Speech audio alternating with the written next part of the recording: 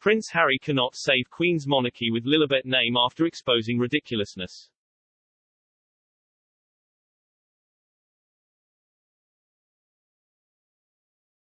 Meghan Markle and Prince Harry can't save the royal family by naming the daughter Lilibet after exposing the firm's ridiculousness earlier this year, an anti-monarchy campaigner has claimed.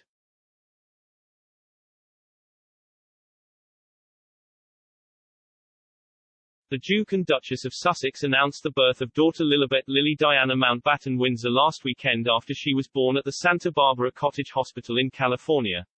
They said her name was a tribute to Harry's grandmother, the Queen, whose family nickname was Lilibet.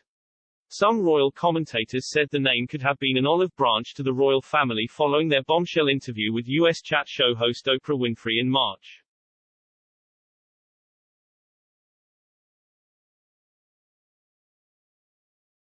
But Sandy Burr, national director at Australian Republic Movement, added Harry and Meghan had proved the royals were out of touch with the interview and the daughter's name would not change, increasing momentum for a different head of state.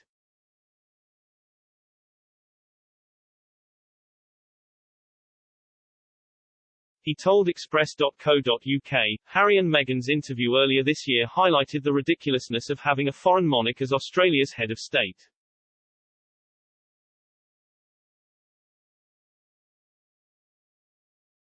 Australians need a head of state, chosen by Australians and accountable to them, rather than a family that lurches from crisis to crisis.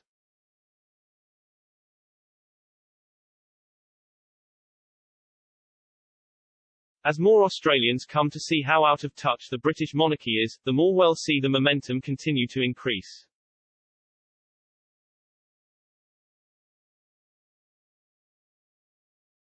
The idea of the hereditary rule is as foreign to Australians as the British monarchy, and Australians overwhelmingly want to know those important decisions affecting our nation's future are in Australian hands.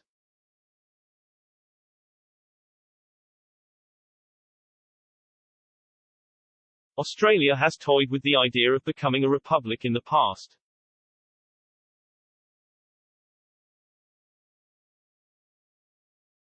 The country held a referendum in 1999 asking whether the Constitution of Australia should be amended.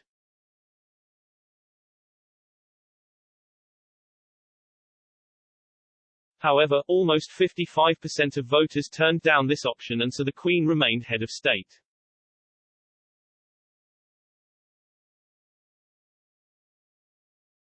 She does not get involved in the business of the Australian government as she is a constitutional monarch.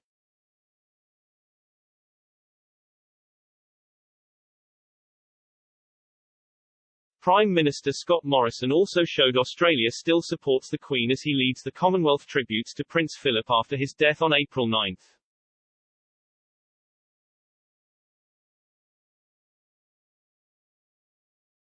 He said, for nearly 80 years, Prince Philip served his crown, his country and the Commonwealth.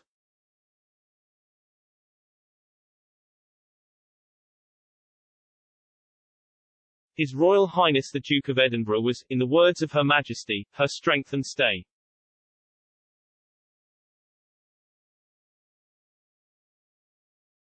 He embodied a generation that we will never see again.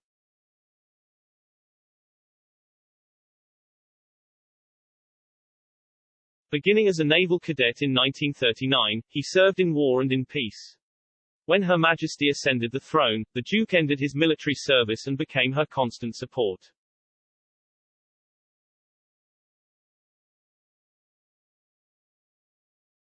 Prince Philip was no stranger to Australia, having visited our country on more than 20 occasions.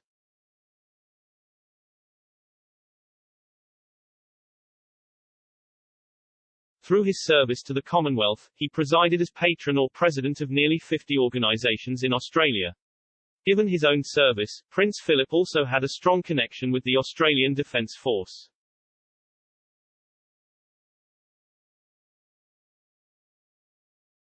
Shortly after Lilibet's birth was announced, the monarchy's official Twitter account shared an image from Harry and Meghan's wedding day to celebrate the arrival, while also mentioning that the baby was the Queen's 11th great-grandchild.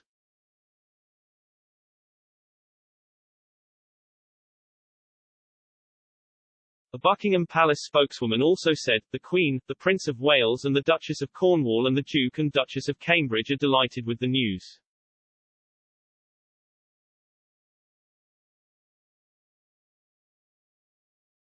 It came just months after Harry and Meghan accused one unnamed royal, later confirmed to not be the Queen, of making a racist remark about their oldest son Archie's skin tone before he was born.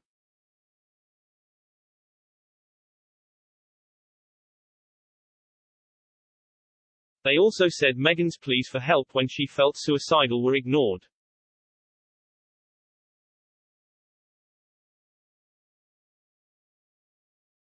Buckingham Palace said after the interview was aired that they were saddened by the claims, but added recollections may vary.